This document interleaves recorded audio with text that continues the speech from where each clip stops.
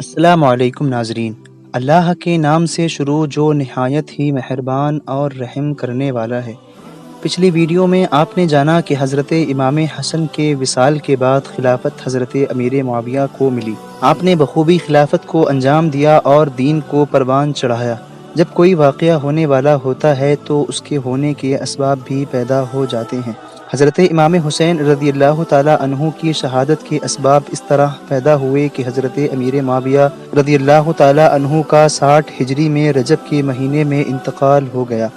آپ کے پاس حضور صلی اللہ علیہ وسلم کے تبرکات میں آزار شریف، چادر مبارک، قمیص شریف اور منہ مبارک تھے۔ حضرت امیر معاویہ رضی اللہ تعالیٰ عنہ کے وصال کے بعد ان کا ناپاک بیٹا یزید تخت سلطنت پر بیٹھا اور اس نے اپنی بیعت لینے کے لیے حکومت کے اطراف میں خط بھیجے۔ اس وقت مدینہ منورہ کے گورنر ولید بن عقبہ رضی اللہ تعالیٰ عنہ تھے۔ یزید نے آپ کو اپنے باپ کے وصال کی اطلاع کی اور لکھا کہ ہر خاص و عام سے میری بیعت لو اور حسین بن علی، عبداللہ بن زبیر، عبداللہ بن عمر رضی اللہ تعالیٰ عنہم سے پہلے بیعت لو۔ ان سب کو ایک لمحے کی بھی مہلت نہ دو۔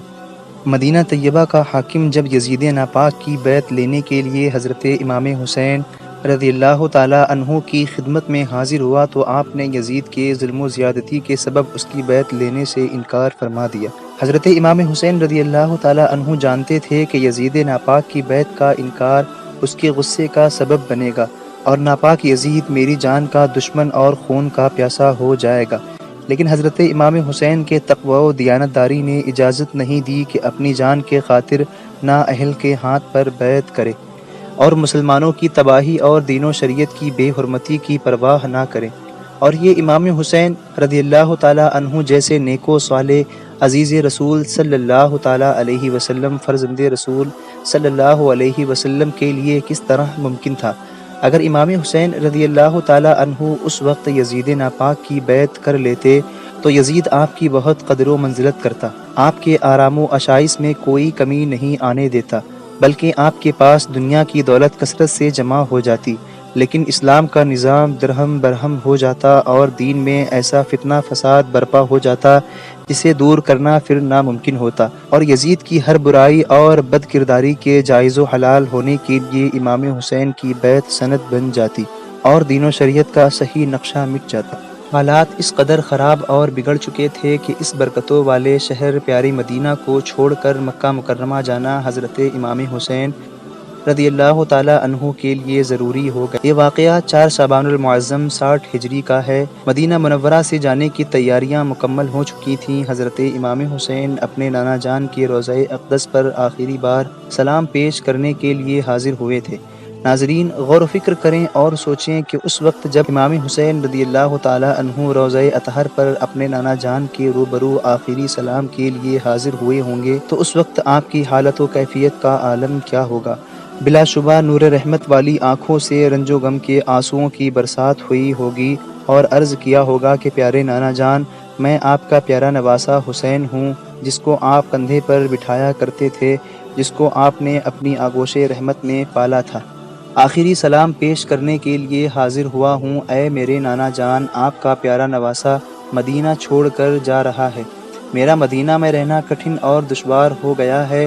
میں جا رہا ہوں، مجھے اجازت عطا ہو۔ پھر آپ اپنی مادر مہربان حضرت سیدہ فاطمۃ الزہرا رضی اللہ تعالیٰ عنہ کے روضہ اطہر پر حاضر ہوئے اور عرض کرنے لگے، اے میری امی جان، یہ نازوں کا پالا ہوا تمہارا حسین آج تم سے جدا ہونے اور آخری سلام کہنے آیا ہے۔ پھر آپ اپنے برادر اکبر امام حسن کے مزار پر حاضر ہوئے اور آخری سلام پیش کر کے گھر والوں کے ساتھ مکہ مکرمہ روانہ ہو گئے۔ روایتوں کے مطابق ملک شام جو یزید ناپاک کا دارالسلطنت تھا اور وہاں کے باشندوں نے یزید کی بیعت قبول کر لی تھی، اور اہل کوفہ امیر معاویہ کے زمانے میں حضرت امام حسین رضی اللہ تعالیٰ عنہ کی بارگاہ میں خط بھیجتے تھے اور آپ کی تشریف آوری کی التجا کر رہے تھے، لیکن امام حسین نے صاف طور پر انکار فرما دیا تھا۔ امیر معاویہ کے وصال اور یزید ناپاک کے تخت سلطنت پر بیٹھنے کے بعد عراقی لوگوں نے حضرت امام حسین رضی اللہ تعالی عنہ کی خدمت میں تقریباً 150 خطوط بھیجے اور ان خطوں میں اپنی نیاز مندی، جذبات عقیدت و اخلاص کا اظہار کیا اور آپ پر جان و مال فدا کرنے کی تمنا ظاہر کی۔ اگرچہ کوفیوں کی بے وفائی کا پہلے بھی آپ کو تجربہ ہو چکا تھا، مگر جب یزید بادشاہ بن گیا اور اس کی حکومت دین کے لیے خطرہ بن گئی، ان حالات میں کوفیوں کا یزید کی بیعت سے دستکشی کرنا اور امام پاک سے طلب بیعت ہونا حضرت امام پاک پر لازم کرتا تھا کہ ان کی بیعت قبول فرمائیں۔ یہ مسئلہ ایسا درپیش آیا جس کا حل سوائے اس کے کچھ نہ تھا کہ حضرت امام پاک ان کی دعوت پر لبیک فرمائیں، باوجود اس کے کہ دیگر صحابہ کرام حضرت امام پاک کی اس رائے سے متفق نہ تھے اور ان کو کوفیوں پر اعتبار نہ تھا۔ حضرت امام پاک کے سامنے یہ صورت درپیش تھی کہ اس درخواست کو منع کرنے کے لیے عذر شرعی کیا ہے۔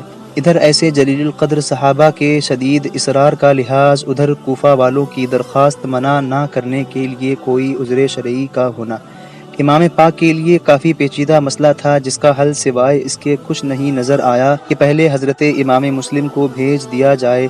اگر کوفیوں نے بے عہدی اور بے وفائی کی تو عذر شرعی مل جائے گا، اور اگر وہ اپنے عہد پر قائم رہے تو صحابہ کو تسلی دی جا سکے گی۔ اسی رائے کے تحت حضرت امام حسین نے اپنے چچا زاد بھائی حضرت امام مسلم کو اپنا نائب بنا کر کوفہ روانہ کیا اور کوفہ والوں کو یہ خبر بھجوائی کہ تمہاری التجا پر ہم امام مسلم کو اپنا نائب بنا کر بھیج، تم لوگوں پر ان کی تعظیم لازم ہے۔ حضرت امام مسلم رضی اللہ تعالی عنہ کے 2 صاحبزادے محمد اور ابراہیم رضی اللہ تعالی عنہما، جو بہت کم عمر تھے اور اپنے باپ کے بہت پیارے تھے، اس سفر میں اپنے والد محترم حضرت امام مسلم رضی اللہ تعالی عنہ کے ساتھ تھے۔ حضرت امام مسلم نے کوفہ پہنچ کر ابن عبید کے مکان پر قیام فرمایا۔ کوفہ والے آپ کی تشریف آوری کی خبر سن کر بہت ہی ذوق و شوق سے آپ کی زیارت کے لیے آ رہے تھے۔ ایک ہفتے کے اندر 12,000 کوفیوں نے آپ کی دست مبارک پر امام مسلم کی بیعت کی۔ امام مسلم نے عراق کے لوگوں کی عقیدت دیکھ کر حضرت امام حسین رضی اللہ تعالی عنہ کی خدمت اقدس میں خط لکھ دیا کہ یہاں کے حالات، آپ جلد از جلد یہاں تشریف لے آئیں تاکہ بندگان خدا یزید کے شر سے محفوظ رہ سکیں اور دین حق کی تائید ہو سکے، مسلمان امام حق کی بیعت سے مشرف و فیضیاب ہو سکیں۔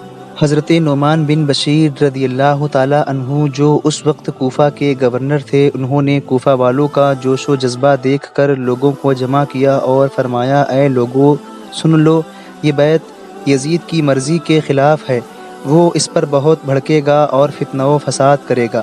حضرت نعمان بن بشیر صحابی رسول صلی اللہ علیہ وسلم نے یہ اطلاع دی اور اس کی کارروائی پوری کر کر بیٹھ گئے۔ اس معاملے میں کسی قسم کی پھر کوئی کارروائی نہ کی۔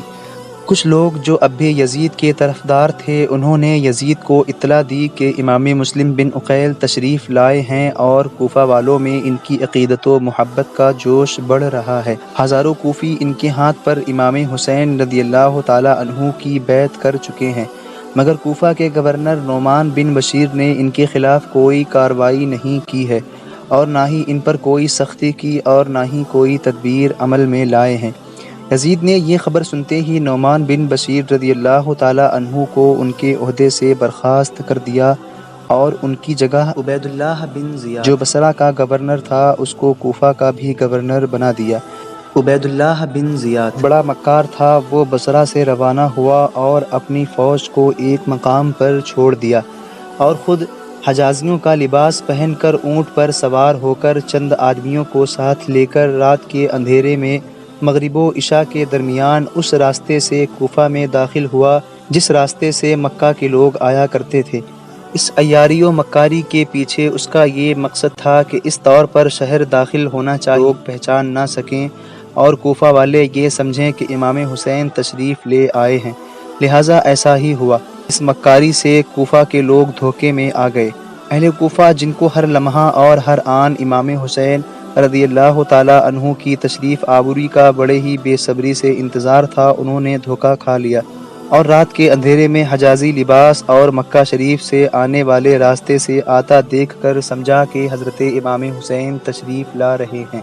انہوں نے نعرہ مسرت بلند کیا اور مرحبا مرحبا کہتے چلے۔ عبید اللہ بن زیاد نے اندازہ کر لیا کہ کوفیوں کو امام حسین کی تشریف آوری کا بڑی بے صبری سے انتظار ہے اور ان کے دل امام حق کی طرف مائل ہیں، مگر اس وقت کی مصلحت سے خاموش رہا تاکہ ان پر اس کا مکر و فریب نہ کھل جائے، یہاں تک کہ وہ دارالامارہ میں داخل ہو گیا۔ اس وقت کوفہ والوں کو یہ سمجھ آ گیا کہ یہ حضرت امام حسین رضی اللہ تعالیٰ عنہ نہ تھے بلکہ عبید اللہ بن زیاد تھا۔ رات گزار کر صبح کو عبید اللہ بن زیاد نے کوفہ والوں کو جمع کیا اور حکومت کا پروانہ پڑھ کر سنایا اور یزید ناپاک کی مخالفت سے ڈرایا و دھمکایا۔ طرح طرح کی تدبیروں اور بہانوں سے حضرت امام مسلم کی جماعت کو منتشر کر دیا۔ امام مسلم رضی اللہ تعالیٰ عنہ اس وقت ہانی بن عربہ کے مکان میں تشریف فرما تھے۔ عبید اللہ بن زیاد نے فوج کی ایک ٹکڑی ہانی بن عربہ کے مکان پر بھیجی اور انہوں نے عبداللہ بن زیاد کے پاس بھیج دیا اور انہیں قید کر لیا گیا۔ آپ کے ساتھ چند لوگوں کو بھی قلعہ میں نظر بند کر دیا گیا۔ امام مسلم یہ خبر پا کر باہر تشریف لائے اور آپ نے اپنے چاہنے والوں کو آواز دی، لوگ اکٹھا ہونے لگے اور 40,000 لوگوں نے آپ کے ساتھ شاہی محل کو گھیر لیا۔ جب 40,000 لوگوں کا لشکر آپ کے ساتھ تھا تو پھر ایسی کون سی صورت بن آئی کہ بعد میں آپ کو اور آپ کے دونوں شہزادوں کو شہید کر دیا گیا؟ کیوں امام حسین رضی اللہ تعالیٰ عنہ کو مجبوراً کوفہ آنا پڑا؟ ناظرین، انہی تمام تر سوالوں کے جوابات انشاءاللہ ہم اپنی آنے والی ویڈیو میں دیں گے۔ تو ناظرین، آج کی اس ویڈیو کے لیے بس اتنا ہی، تو ملیں گے اگلی ویڈیو میں، تب تک کے لیے اللہ حافظ۔